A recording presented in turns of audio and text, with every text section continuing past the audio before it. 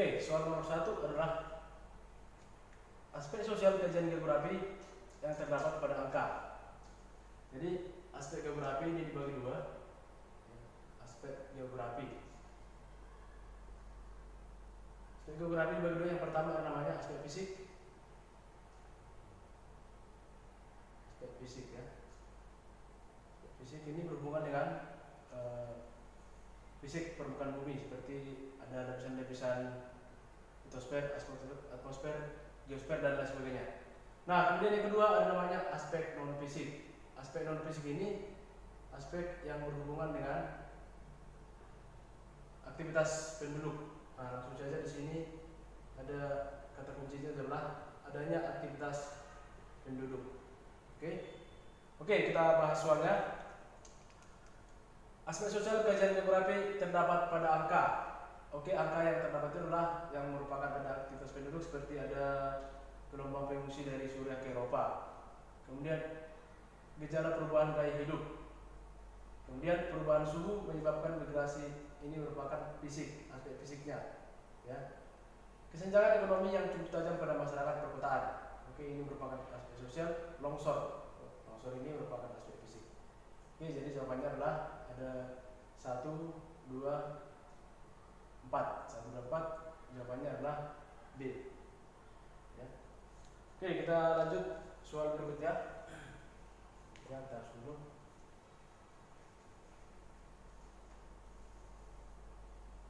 Soal berikutnya adalah banjir yang sering terjadi di permukiman penduduk di daerah perkotaan karena pendangkalan sungai akibat perilaku penduduk yang membuang sampah ke sungai. Pendekatan geografi yang digunakan untuk mengkaji gejala tersebut adalah, oke, di sini berbicara tentang banjir.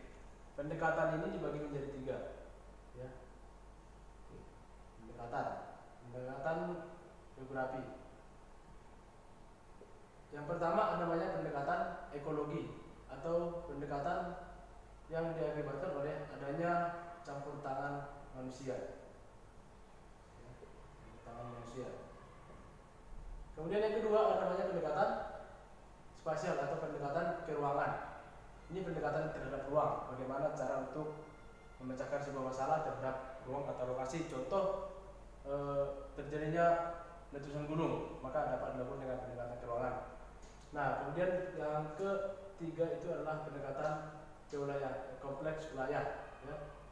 Kompleks wilayah ini adalah pendekatan gabungan dari dua-duanya, adanya campur tangan manusia dan ke ruangan. Contoh terjadi banjir dan didukung oleh curah hujan yang cukup tinggi.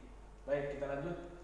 Banjir yang sering terjadi di permukiman penduduk, berarti ini adalah banjir diakibatkan oleh adanya aktivitas penduduk. Jawabannya adalah B. Jawabannya B ya. Jawaban B. Baik, kita lanjut nomor 3. Oke, lanjut nomor 3.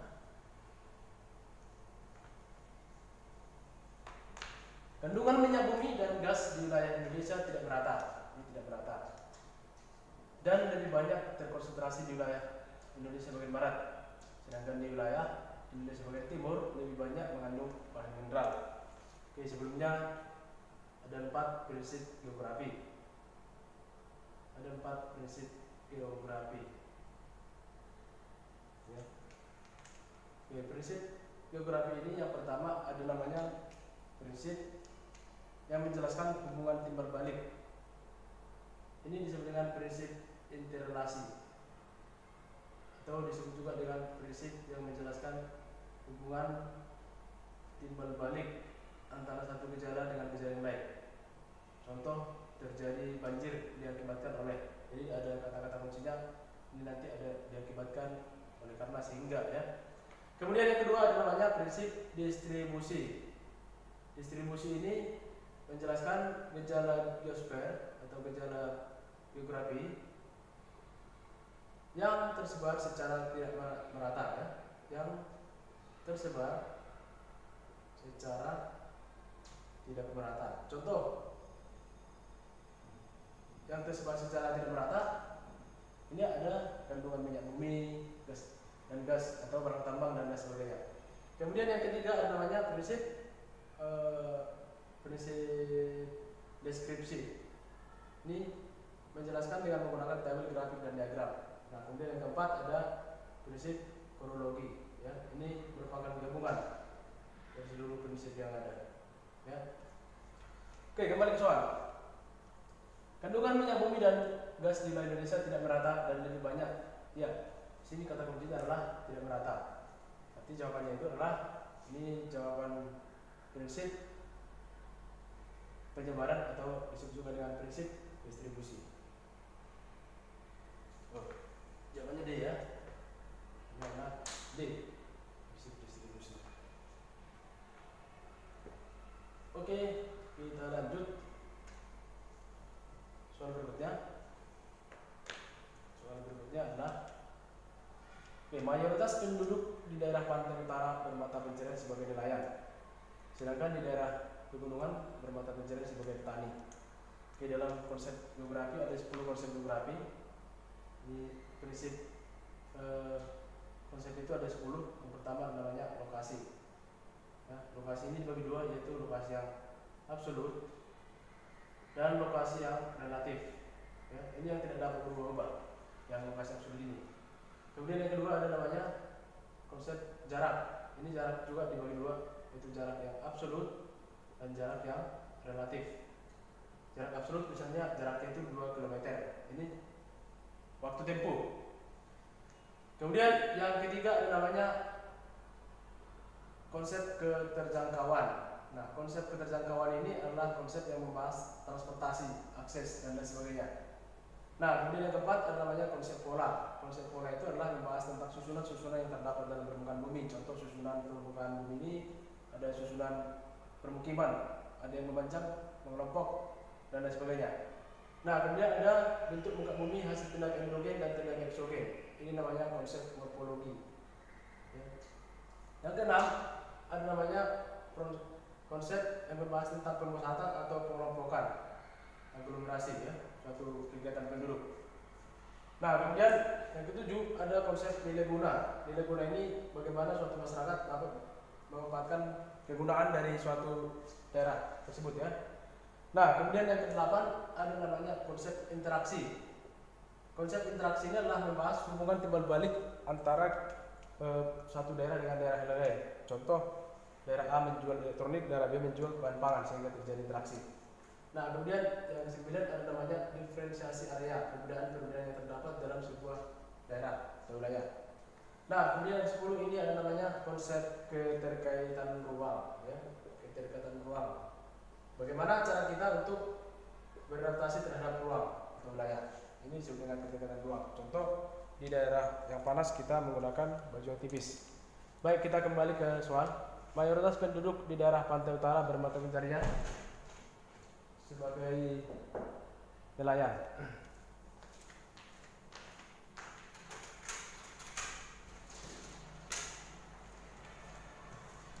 Bermata pencarian sebagai nelayan.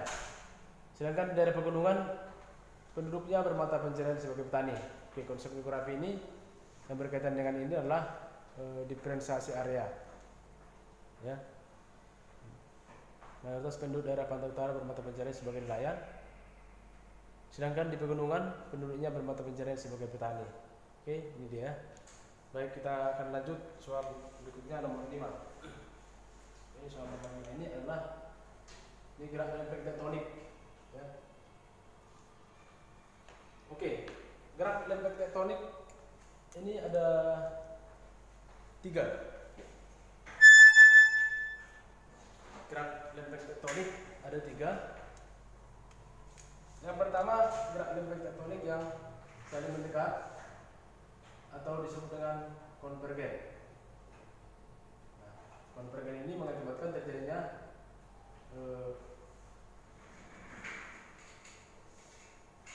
lipatan, ya. Lipatan penunjaman lempeng. Ini terjadi penunjaman lempeng. Ini nanti akan membentuk palung laut. Nah, kemudian ada sini nanti pembentukan pegunungan, ya. Nah, kemudian yang kedua ada namanya divergen atau divergen, ya. Ini pembentukan pelebaran dasar samudra, ya.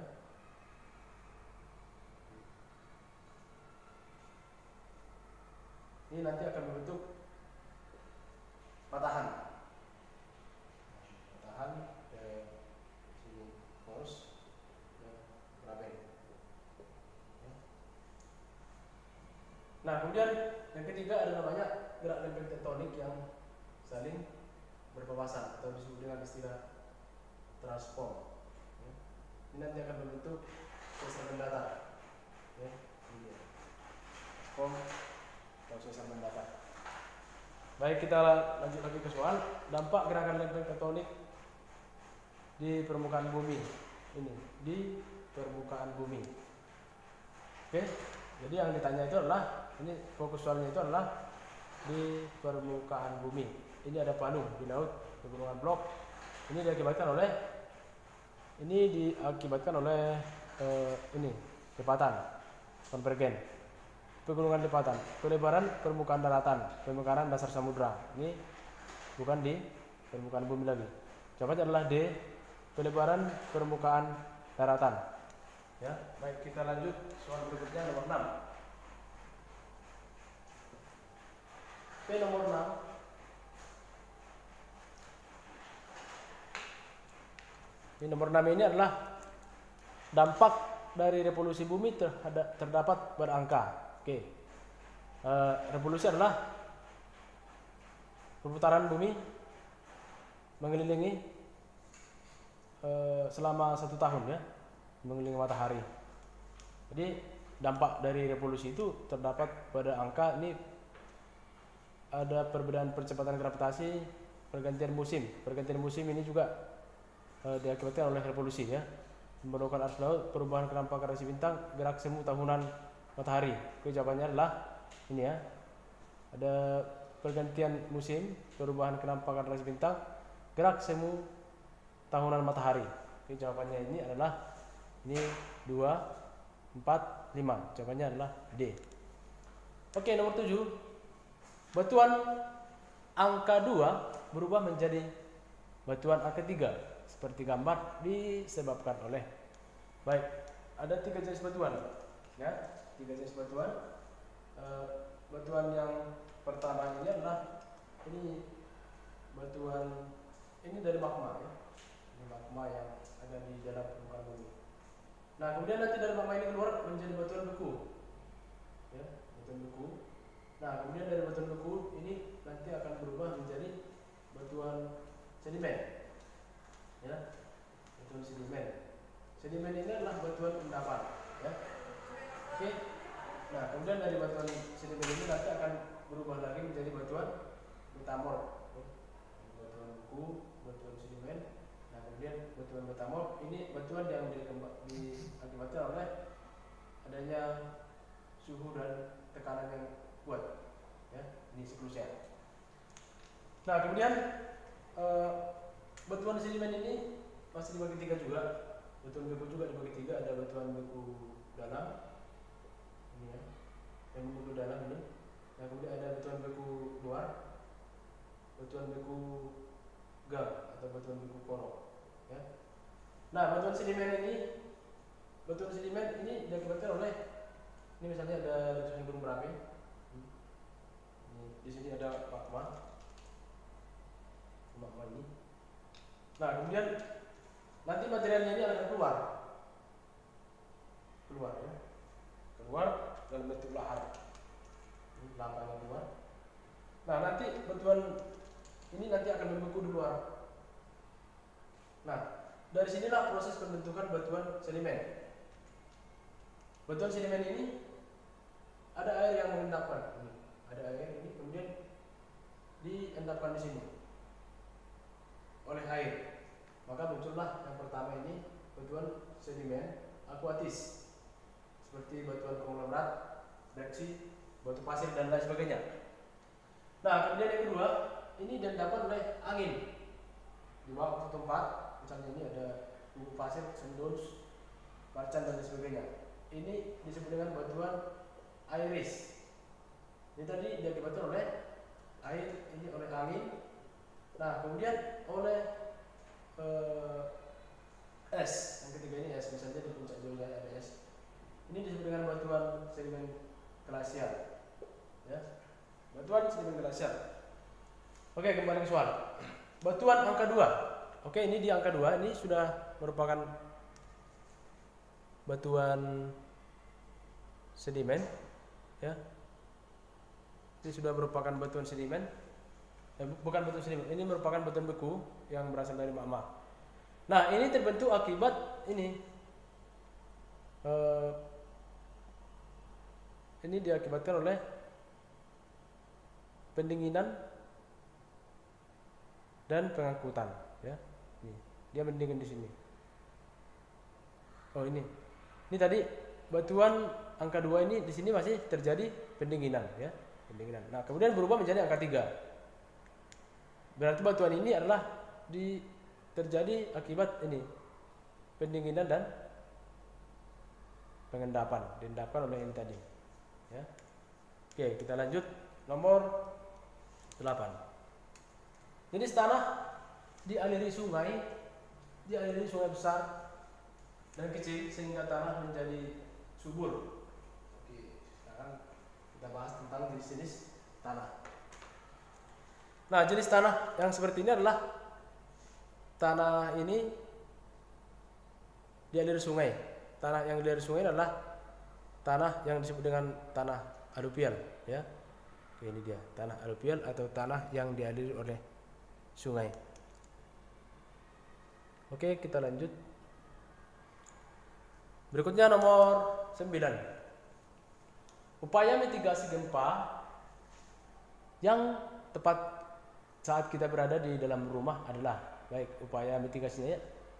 Apa itu upaya mitigasi? Upaya mitigasi adalah untuk mengurangi risiko bencana, ya. Risiko bencana itu adalah ini ada A, berlari menuruni tangga, berlindung di bawah meja, berlindung di dekat kusen pintu, berlindung di bawah pohon, menghubungi aparat tempat.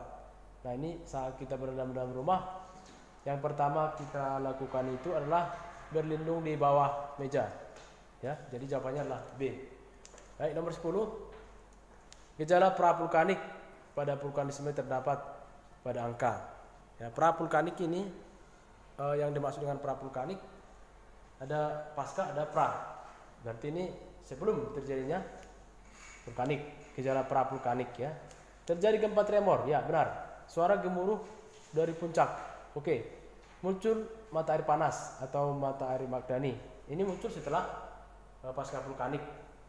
Perilaku binatang yang aneh dan turun gunung. Ya, ini nomor 4, ya. Ini perilaku binatang yang aneh turun gunung 4. 1, 2, ini ada 1, 2, 4. Jawabannya B. Nomor 11. Oke, ini fenomena bentuk muka bumi. Fenomena bentuk muka bumi seperti gambar disebabkan oleh aktivitas. Ada seisme. Seisme ini adalah seisme ini letusan gunung berapi, ya. Bukan ini. Yang seisme gempa bumi. Vulkanisme, longsor, pergeseran. Nah, ini ada sebuah pergeseran yang cukup lebar ini. Ini disebut dengan istilah penurunan ini diakibatkan oleh ada. Oke, nomor 12. Aktivitas ekonomi penduduk sesuai ciri-ciri iklim tersebut adalah ini suhu rata-rata di atas 18 derajat Celcius, curah hujan rendah, jenis vegetasi sabana. Aktivitas ekonomi penduduk sesuai dengan ciri ini adalah, ini jawabannya adalah C. Ini peternakan hewan besar.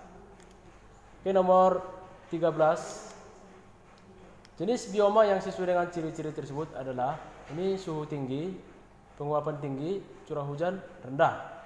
Oke, biasanya ini terdapat di daerah.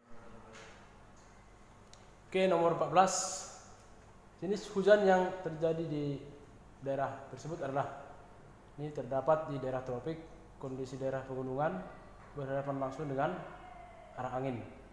Oke, jenis hujan ada 3, yaitu hujan orografis, ini terdapat di pegunungan. Hujan frontal, hujan yang terjadi akibat pertemuan massa udara panas dan udara dingin. Hujan zenit, ini hujan yang naik secara vertikal, biasanya di daerah laut, ya.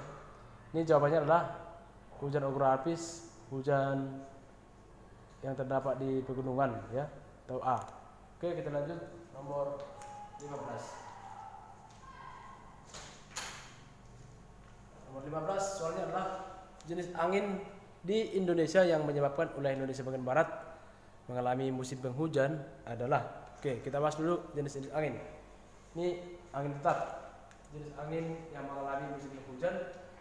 Ini angin ini dibagi dua, ada angin muson ya, angin muson. Ini ada angin muson timur. Angin muson timur ini adalah angin yang berhembus dari benua Australia menuju benua Asia. Oke. Nah, ini terjadi biasanya pada bulan April sampai Oktober, ya. Sampai Oktober. Nah, kemudian biasanya di wilayah Indonesia ini bagian barat ini akan mengalami yang namanya musim kemarau. Ya. Nah, ini tadi namanya angin muson timur. Kemudian yang kedua ada namanya angin muson barat. Angin muson barat ini adalah angin yang berhembus dari benua Asia menuju Australia. Ini biasanya terjadi pada bulan Oktober sampai bulan April. Nah, kemudian ini biasanya mengakibatkan musim hujan. Jadi jawabannya ini adalah angin muson. Jadi jawabannya ini adalah angin muson barat. Ya. Oke, jadi ada angin ini seringkali di soal-soal ujian nasional ini dikeluarkan. Oke, kita lanjut lagi nomor 16. Lapisan atmosfer pada angka 3 tersebut dan berfungsi untuk tahap dulu. Oke. Lapisan atmosfer nomor 1 ini namanya lapisan troposfer ya.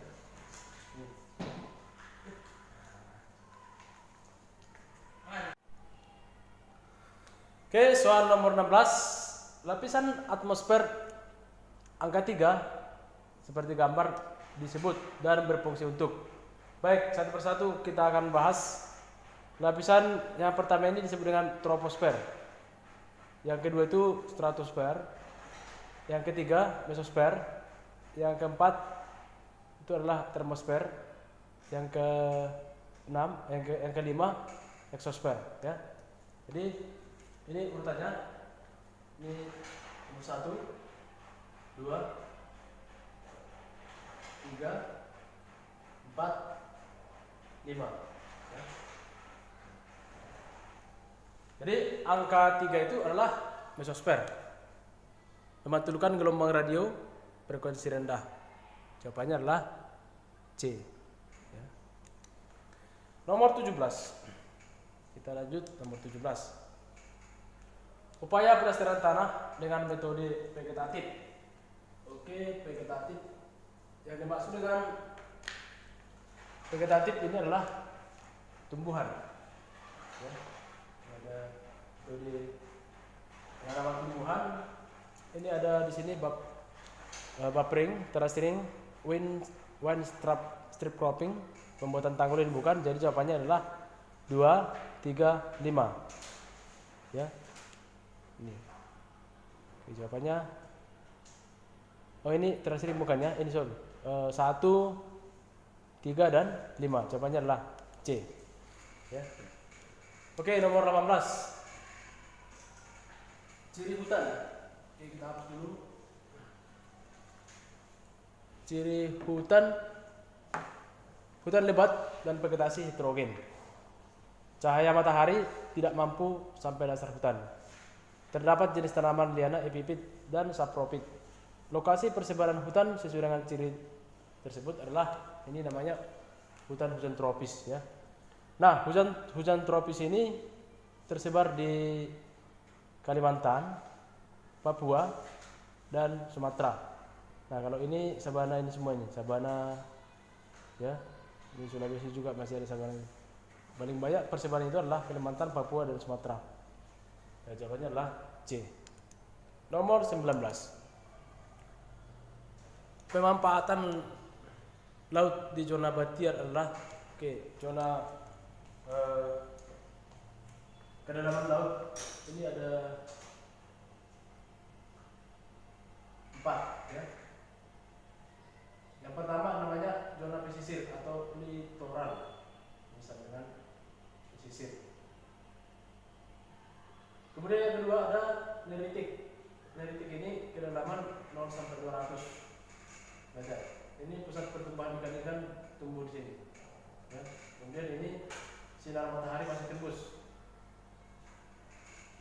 Sinar matahari masih tembus. Nah, kemudian yang ketiga, ini namanya zona batian. Zona batian ini adalah zona kedalaman 200 sampai 2000 meter. Ya. Nah, kemudian yang keempat ada zona abyssal. Ini kedalaman di atas 2000 meter. Ini merupakan daerah yang gelap total.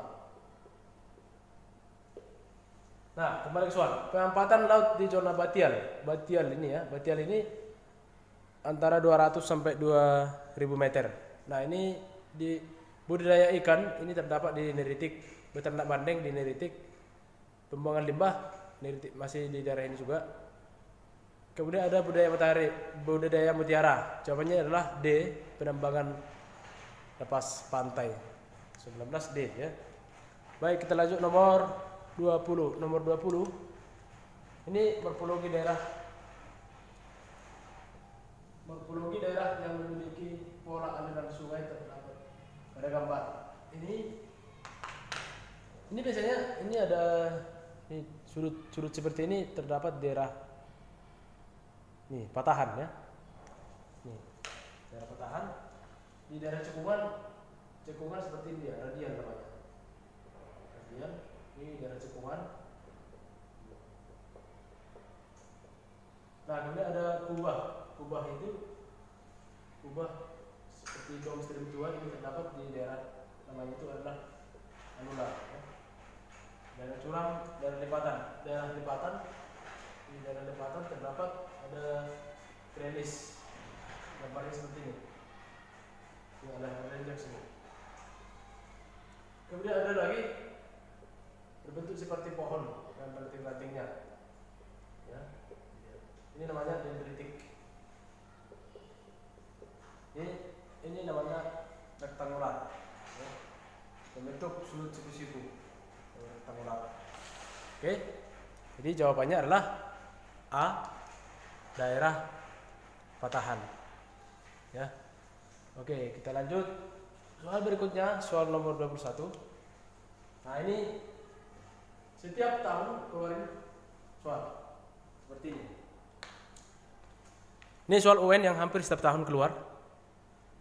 Jadi soalnya itu adalah angka 4 pada gambar. Angka 4 yang mana? 1, ini ada 1, 2, 3, 4, 5. Oke, ini nomor 1. Nomor 1 ini adalah evaporasi. Ini evaporasi. Yang kedua, ini penguapan dari pohon, transpirasi. Oh, ini kedua ya. Nomor 1. Infiltrasi. Ini penyerapan air ke dalam tanah. Nomor 4. Kondensasi, perubahan uap air menjadi partikel es. Ini kondensasi menjadi partikel es. Nomor 3. Runoff, aliran air di permukaan tanah. Runoff. Ya, atau perkolasi ini sini dia. Ya, ini yang ditanya adalah angka 4.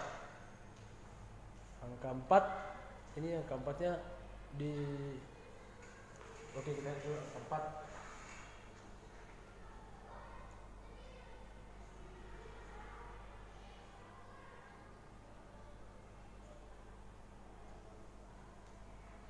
Oh, ini angka 4 ya. Angka 4 itu adalah infiltrasi ya, 4. Oke, jawabannya adalah C. Baik, kita lanjut. Nomor 22.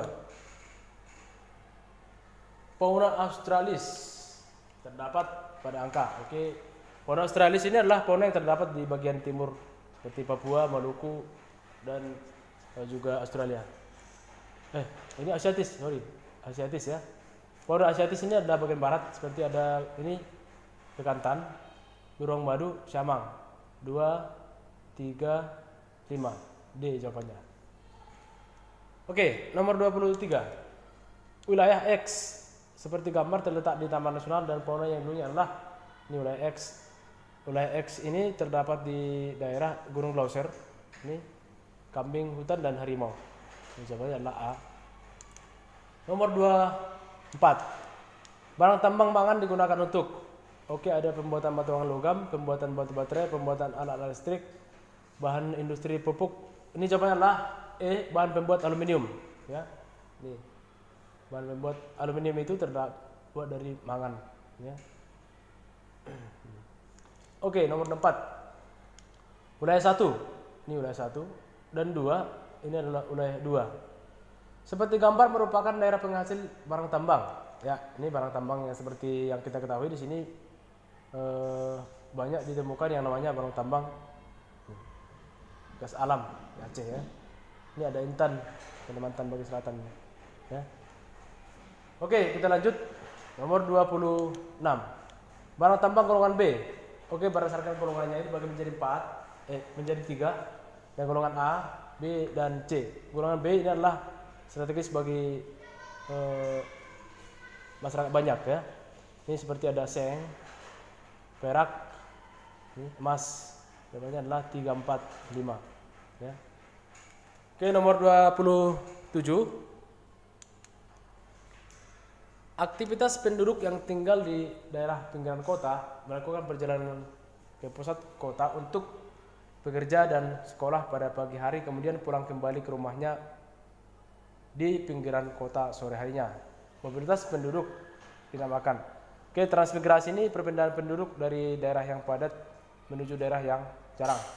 Ini seperti dari daerah Jakarta ke daerah wilayah Papua. Urbanisasi dari desa ke kota, remigrasi kembalinya penduduk ke negaranya, komuter. Ini ya, komuter. Jawabannya adalah D, komuter. Nomor 28. Permasalahan kependudukan. Permasalahan kependudukan dari piramida penduduk tersebut pada gambar adalah ini namanya piramida penduduk muda. Piramida penduduk ada 3, yaitu piramida penduduk muda, sedang dan tua.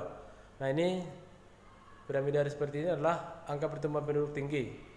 Permasalahan yang disebut dengan di sini adalah permasalahan penduduk, angka pertumbuhan penduduk tinggi, angka pertumbuhan penduduk rendah, bukan angka ketergantungan tinggi, pertumbuhan usia produktif rendah, peningkatan kesehatan pada usia lanjut. Nah, permasalahan yang dialami oleh negara seperti ini biasanya adalah terdapat pada bagian C, angka ketergantungan penduduknya ini bermasalah. Ini lebih banyak yang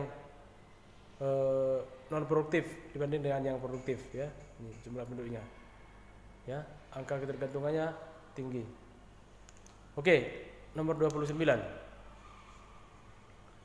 Permasalahan penduduk di kota-kota besar Indonesia adalah arus urbanisasi tinggi.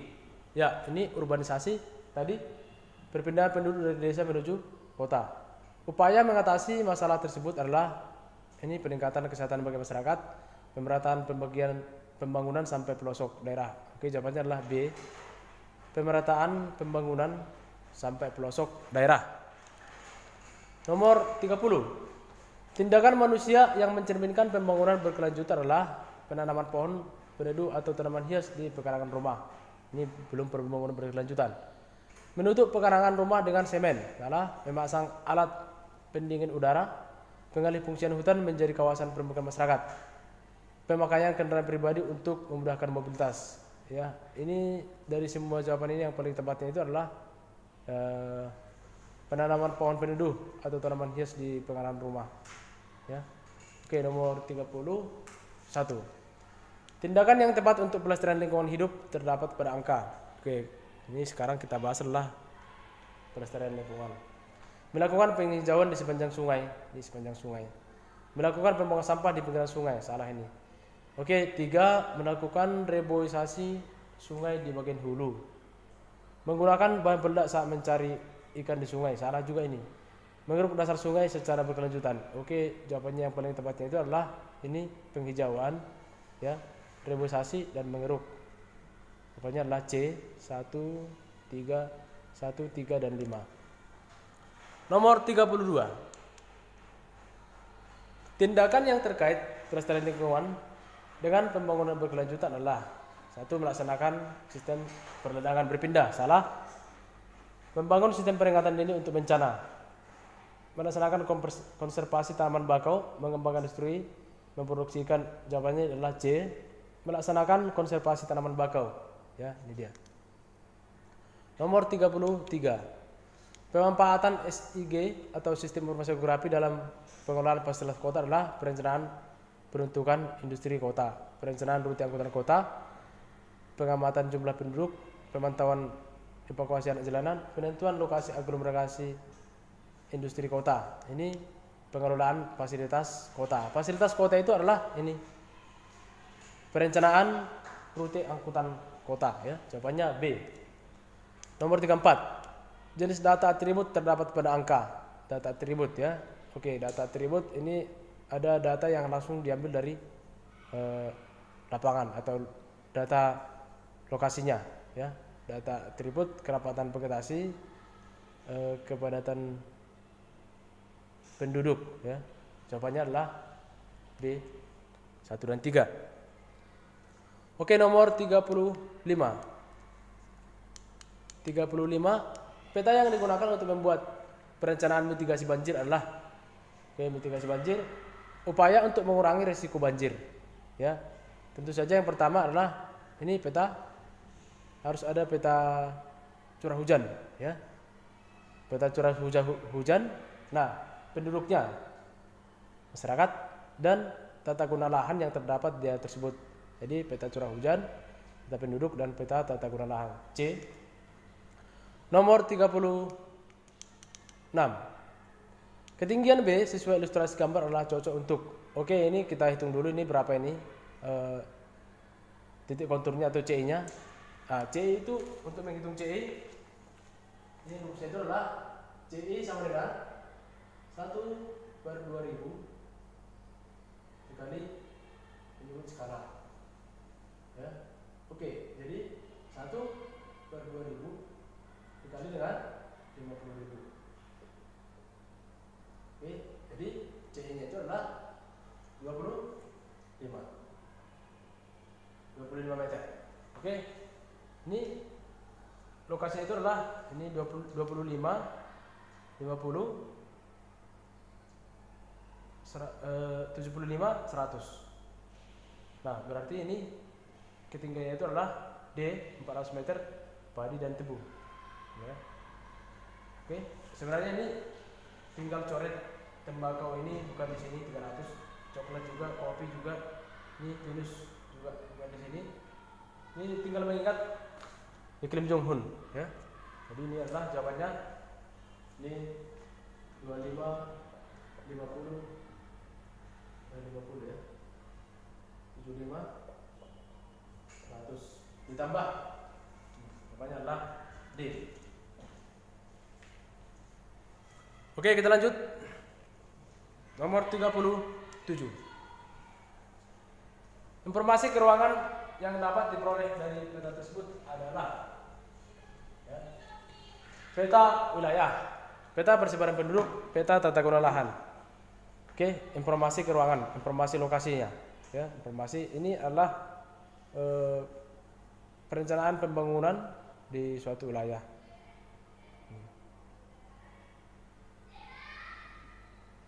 Peta wilayah, peta persebaran penduduk. Oh, di sini ada tata guna lahan, ya.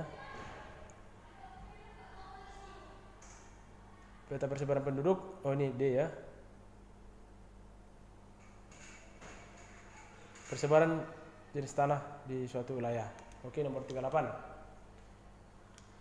Interpretasi dari ilustrasi seperti gambar adalah ini peta. Ini ada peta dengan skala yang jaraknya beda, jaraknya sama, skalanya beda, ya. Ini tentu saja ini lebih rinci di sini, ya. Tapi ini lebih luas. luas peta X sama besar dengan peta Y. Ini lebih luas, ya. Salah. Peta X dan Y merupakan peta tematik. Jarak sebenarnya peta X lebih kecil dari peta Y. Ini jaraknya. Jarak sebenarnya peta X lebih besar daripada ini. Kedua peta mempunyai jarak sebenarnya yang sama. Oke, jawabannya adalah C. Jarak sebenarnya peta X lebih kecil. Ini jaraknya lebih kecil karena skalanya lebih sedikit, ya. Nih. Jadi jawabannya adalah C. Jarak sebenarnya peta X lebih kecil daripada peta Y. Oke, nomor 39. Pemanfaatan penginderaan jauh di bidang geologi. Geologi ini membahas tentang batu-batuan, ya. Ini mendeteksi lahan kritis, menganalisa pembentukan bentuk permukaan bumi, mengamati bentuk dan panjang lereng, menganalisa beda tinggi lembah, menganalisa daerah persebaran barang tambang. Oke, manfaat penginderaan jauh di bidang geologi, ya. Geologi itu adalah ini menganalisa daerah sebaran barang tambang. Nomor 40. Keunggulan SIG saat pemerintah akan memberikan bantuan kepada daerah terkena bencana adalah, ini jawabannya adalah penggabungan data spasial dan non spasial. Jawabannya adalah B. Pengambilan keputusan secara cepat. Oke, kita lanjut lagi nomor 41. Bentuk alam sesuai ciri-ciri objek tersebut adalah mempunyai objek pola mengelompok, berasosiasikan fasilitas umum dan taman. Bagian dari objek membentuk bentuk yang seragam, ya. Objeknya mengelompok. Oke, ini adalah A, perumahan perkotaan. 42. Ciri-ciri desa swasembada terdapat pada angka. Kebudayaan masih mengikat, kuat, salah. Hasil perhatian ini untuk kebutuhan sendiri salah, ya. Jadi pola pikir, membajak sawah dengan traktor, sarana dan prasarana lengkap. Jawabannya 3, 4, dan 5. Oke, nomor 43. Pola permukiman yang sesuai dengan ciri tersebut adalah ini dataran tinggi berelief kasar, terisolir dekat lokasi tambang, ya. Nah, ini biasanya seperti ini adalah ini daerah yang terisolir dekat dengan lokasi tambang. Kasar ini biasanya ini mereka memusat karena daerahnya terisolir, ya. Terisolir. Nomor 44. Negara maju yang ditunjukkan oleh huruf X, Y, dan Z terdapat pada gambar adalah ini huruf negara maju ini adalah negara Inggris, Prancis, dan Jerman, ya. Inggris, Prancis, dan Jerman. Nomor 45. Ciri negara maju terdapat pada angka. Pendapatan per kapita rendah, salah. Tenaga kerja di bidang industri dan jasa, benar. Penggunaan sumber daya energi tinggi, angka harapan hidup rendah. Jawabannya adalah 2, 3, 5. Ini, ya, 2, 3, 5. Oke. Jumlah penduduk kota A 8.000. Oke, ini untuk menghitungnya itu adalah kita gunakan yang namanya rumus titik henti. Titik henti itu adalah atau jarak dibagi 1 tambah akar penduduk paling banyak dibagi dengan penduduk paling sedikit. Jadi kita cari jaraknya itu adalah 15 km. 15 km dibagi dengan 1 tambah akar penduduk yang paling banyak, ya, 8.000 dibagi dengan 2.000. Jadi sama dengan 15 1 tambah akar 4, ya. Oke, jadi ini sama dengan 15 bagi 3. Diukur dari kota yang paling sedikit jumlah penduduknya, ya. Ukur dari kota yang paling sedikit. Dari kota B 5 km dari kota B. D jawabannya, ya. Jawabannya adalah D. Oke, kita lanjut nomor 47. Nomor 47 ini soalnya adalah faktor penyebab suatu wilayah menjadi pusat pertumbuhan terdapat pada angka. 1. Pusat pendidikan, kawasan industri, lokasi strategis. 1, 2, 3. A. Nomor 48. Dampak negatif interaksi desa kota terdapat pada angka. Ini muncul daerah kumuh. Tata ruang kota menjadi tidak ideal. potensial muncul konflik antar etnis. Ya, ini 1, 2, 3. A. Wilayah Kabupaten A surplus gula dan minus beras berinteraksi dengan wilayah Kabupaten B surplus beras minus gula. Faktor yang mempengaruhi interaksi kedua wilayah tersebut adalah ini wilayah yang saling melengkapi ya. Oke, nomor terakhir, nomor 50. Nomor 50 ini wilayah 1 dan 5 seperti gambar menurut teori konsentris. Oke, nomornya ini sudah diacak ya, 1, 2, 3, 4, 5 ya. Nomor 1 ini adalah CBD atau Central Business District sini ya. Daerah pusat toko dan pasar. Nomor 2 ini ada daerah transisi ya. Oke, nomor 3 ini adalah zona pendapatan rendah. 4 ini 1, 2, 3, 4, 5 ya. Zona pendapatan sedang. Oke, nomor 5 ini zona pendapatan tinggi. Ini biasanya ya. Ini ada segini 2, 3, 1, 2, 3, 4, 5 ya. Nah ini adalah daerah pusat kegiatan. CBD-nya di sini ya. Jadi oleh angka 1 ini di sini daerah pusat kegiatan. Ini nomor 5 di sini. Nah, nomor 5 yang ini gambarnya ini adalah ini ya. Ini nomor 1, ini nomor 2, nomor 3, nomor 4, nomor 5. Nah, kalau masih di sini, angkanya di sini, ini daerah peralihan. Ya, ini daerah peralihan. Ya, tepat di sini baru daerah kawasan pendapatan tinggi. Ya. Oke, jawabannya adalah ini daerah A ini ya. Nomor 50A.